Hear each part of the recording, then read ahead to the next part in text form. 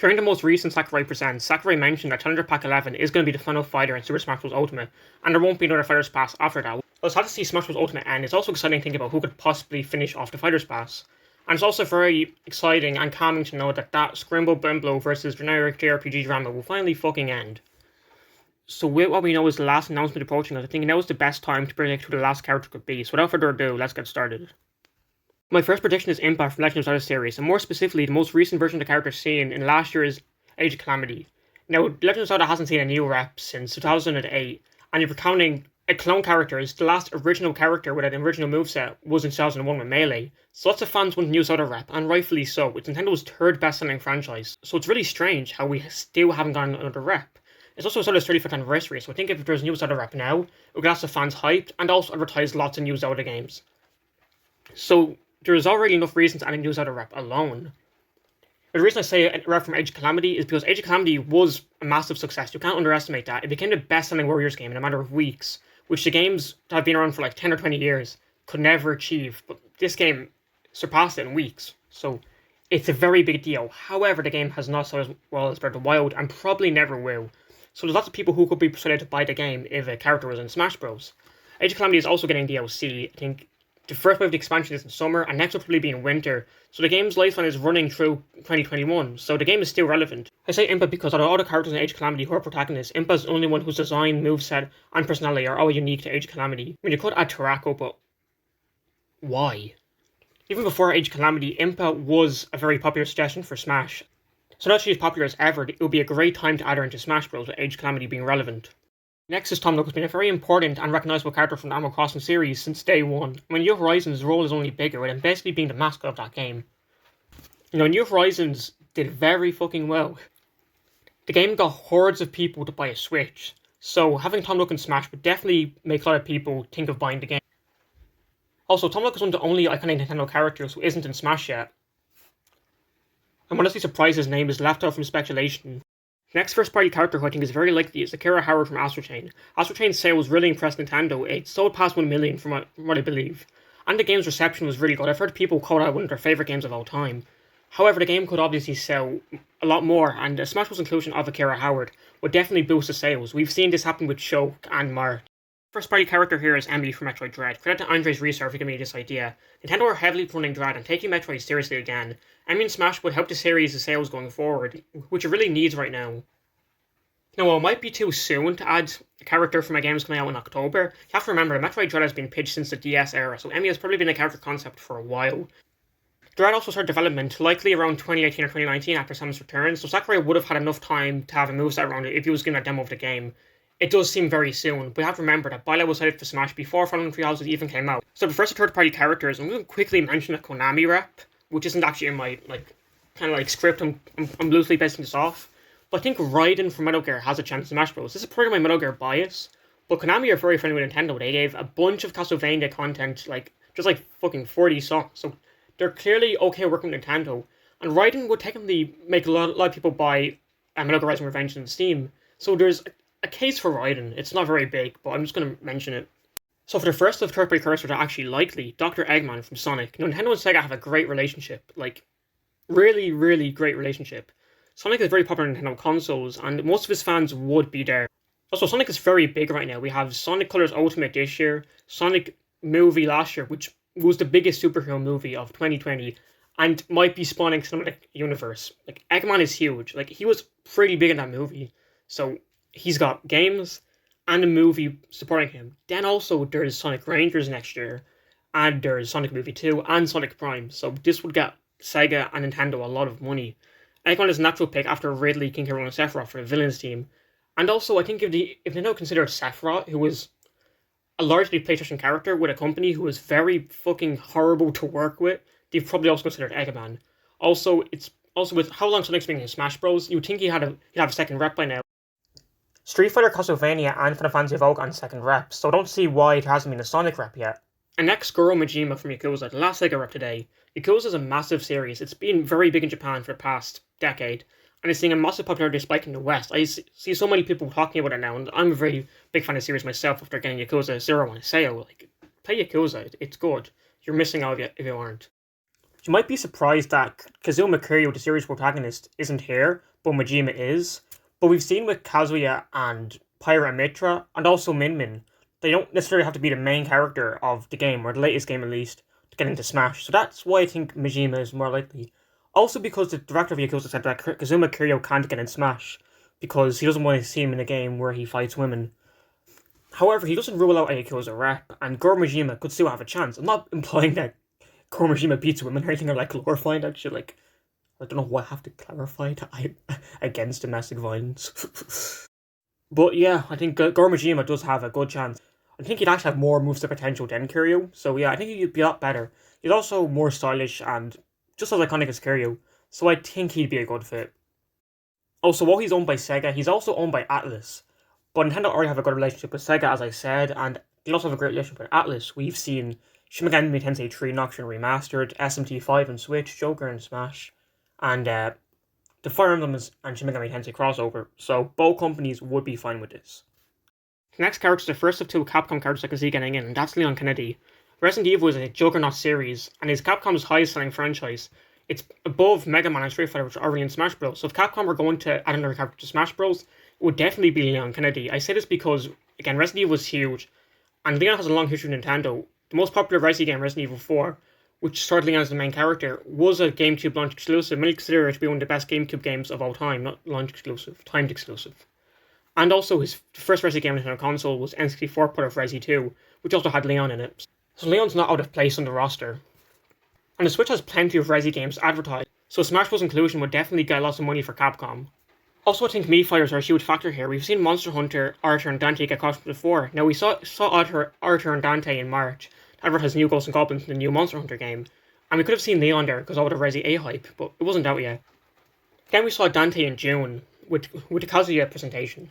Now, Resident Evil 8 at that point was already out for a month and very popular. I thought it would be a great time to have a Resi rep then, but no, we didn't get a Resi rep or Mii costume. Leon would be such a shoe-in for Mii Gunner, so you'd think he'd be in by now if Capcom are doing this. So I think that because of that, Leon Kennedy might be being saved for a fighter or just a Mii costume. But maybe a fighter. The second Capcom character here is Phoenix Wright from Ace Attorney. Now, Phoenix Wright is very iconic. Everyone knows what Objection is. Also has a very long history in Nintendo. His games started off in the GBA, then went on the DS. And even though the games have been ported to PS4 and Xbox, I'd assume most of his fans are on Nintendo consoles anyways. So he's basically a Nintendo character in a weird way. And the Western localization of The Great Ace Attorney Chronicles is coming out this year, so I think that would be a great time to advertise it. Phoenix Wright was also a very big fan suggestion during Smash 4, so I think that could also help his case. No pun intended. The first new company I can see joining Smash Bros. Is Koei Tecmo. Koei Tecmo and Nintendo have a great relationship and always make games together, like the Warriors crossovers or Pokemon Conquest. They also let them have several Koei games on NSO for free, so I think there's definitely a good relationship there.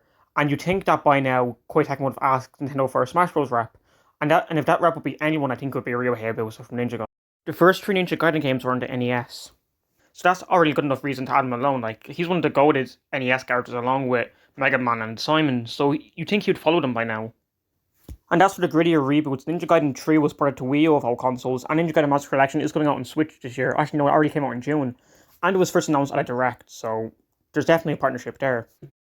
So for those reasons, I think Ryo Hayabusa is inevitable for Smash Bros. If it doesn't happen now, it'll probably happen in the future. So that's a character that I only really saw a good fan theory for, like, the other day. That's Frisk from Undertale. Just 4 reasons she could be in Smash Bros. The first reason is, even though he actually got a Mii costume, we still got another Tekken rep as a character in the form of Kazuya. So even though Sans got a Mii costume, we could still see another Undertale rep. Second reason is that when Cuphead was a Mii costume, there was a Cuphead spirit board, but there was no Undertale spirit board for Sans. Third, there's no placeholder voice lines for the next character, and Frisk can't speak, so that would make sense. And fourth, because Sakurai and Toby Fox are really good friends. Now, fifth reason I think that would be big is this would be a massive inclusion. Like, Frisk in Smash Bros. Like, you saw how big Sans was. Like, Sans overshadowed Terry and Banjo back when the Mii costume was announced in September of 2019. So if Sans just being a Mii costume was that big, Frisk as a character would be a massive inclusion. Even though this is just speculation, it's honestly the only good Smash Bros. Fan theory I've ever seen in my life so far. And the 4 points add up, so I really don't think we should ignore this theory at all. And of course, no Smash Bros. Speculation video would be complete without Crash Bandicoot. Steve, Sonic and Pac-Man showed us Nintendo go for the big mascots when you look for third-party character. And Crash Bandicoot would be next in line. Also, the Crash Bandicoot franchise has been taken seriously again since 2017 with Insane Trilogy, and the past 3 games have been very popular with old fans and new fans alike. Not to mention, Crash Bandicoot is one of those series that's big in America, Europe, and Japan. Despite being more of a PlayStation icon, Crash has a common fanbase with Nintendo fans. Many people who grew up playing Mario and Sonic also grew up playing Crash Bandicoot, and Activision and Nintendo have a very good relationship. Also, back in 2015, Nintendo let Donkey Kong and Bowser in Skylanders. That crossover would never in a million years have happened unless Nintendo really trusted the other company. And Activision worked very hard to get Diablo and Overwatch and Switch, so even post Skylanders, they still have a good relationship. So both parties will be fine with Crash getting in. However, I don't think that fan support alone will get him in. The Crash fan support only really started around 2018, 2019, which would be very early for him to get in. Back during Smash 4, Banjo-Kazooie were huge fan suggestions, and even Phil Spencer was vocal about wanting them in. However, that deal never went ahead back then. And I think the reason that the Smash ballot isn't around anymore is because it's very hard for Nintendo to actually get characters in. You can't just say you want this third-party character and it will immediately get in. It's very complicated. And that happened with Banjo, because even though he was an insane fan request, that deal couldn't go through for a while, and we only got Banjo in 2019. So unfortunately, the fan support for Crash might have come too late. However, if Crash isn't in this game, he'll probably be in the next game, as I think Nintendo Activision will definitely work out Crash in the future for Smash. But I don't know. However, don't lose hope yet, because it's very possible that Activision could have already planned Crash before the fan support came. I've seen people ask for Crash since 2016, 2017, probably even earlier. And the Insane Trilogy was announced around 2016, and it was probably in development since 2015, 2014, I'm not really sure. So if Activision were planning a huge revival, they might have thought of a Smash Bros. Inclusion around that time. And therefore, Crash could have been planned before people even thought about it. Again, it would benefit both parties very well, and Nintendo and other companies are very smart with their third-party inclusions. Not to mention, Crash and Neo Cortex were in Skylanders before the Insane Trilogy was announced at E3, so Activision were already planning crossovers for a revival. Not to mention, the talks for Crash and Smash Bros. Might have come after or being a result of talks for Bowser and Donkey Kong and Skylanders. It's a stretch, but hey, you never know. And Toys for Bob and Vicarious Visions, who developed the Skylanders games, were the ones who ended up developing the new Crash games. Again, it's a far stretch, but you never know. The second last character on this list is Sora. Hear me out, guys. Sora's a very iconic character and a very popular fan request for Smash Bros.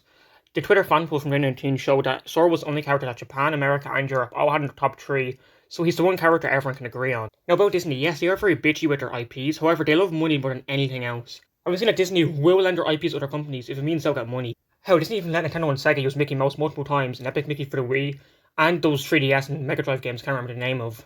Also, recently Disney has been very friendly with letting their characters cross over into other games.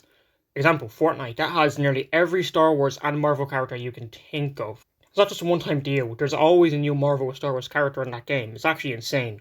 And recently, Pirates of the Caribbean and Sea of Thieves crossover was announced as a free update. In conclusion, Sora isn't fucking deconfirmed, guys. And Nintendo and Disney already have a very good relationship. There was that Disney Tsum Tsum Switch. Obviously, they let Mickey Mouse on Nintendo consoles multiple times.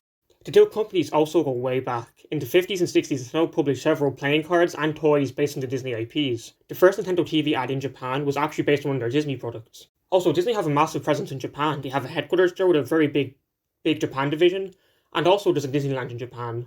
So there won't be a language barrier if Nintendo were to go to their Japan offices and negotiate, while there would have been a language barrier with Microsoft for Steve and Banjo. And I mean, if Disney let Square make Kingdom Hearts, they're clearly friendly with other Japanese video game companies. So despite how bitchy they are, if there's money involved, they'll probably put Sora in Smash Bros. And Sora has been requested by fans since the Smash 4 days, so it wouldn't be too soon. Finally, the last character on this list, and probably the most hyped character of all time, Master Chief. Chief has a household name level of iconicness. I mean, he's probably the most popular shooter character of all time, and he represents such a big era in gaming. And he's been running strong for 20 years. Master Chief and Halo, I don't need to tell you that Halo is a huge series, and a pioneer of the FPS genre and online gaming in general. Also, Halo Infinite is coming out this year, which looks to be a system seller for Xbox, one of the best games of the year. The campaign looks great, and the free multiplayer will be a huge success as well. And from a business standpoint, this would do very well. I don't think the Halo would ever be on the Switch. Microsoft and Nintendo will have a very good relationship, and when you think about it, if Master Chief was in Smash, lots of Nintendo fans would buy Xbox, and lots of Xbox fans would buy Nintendo.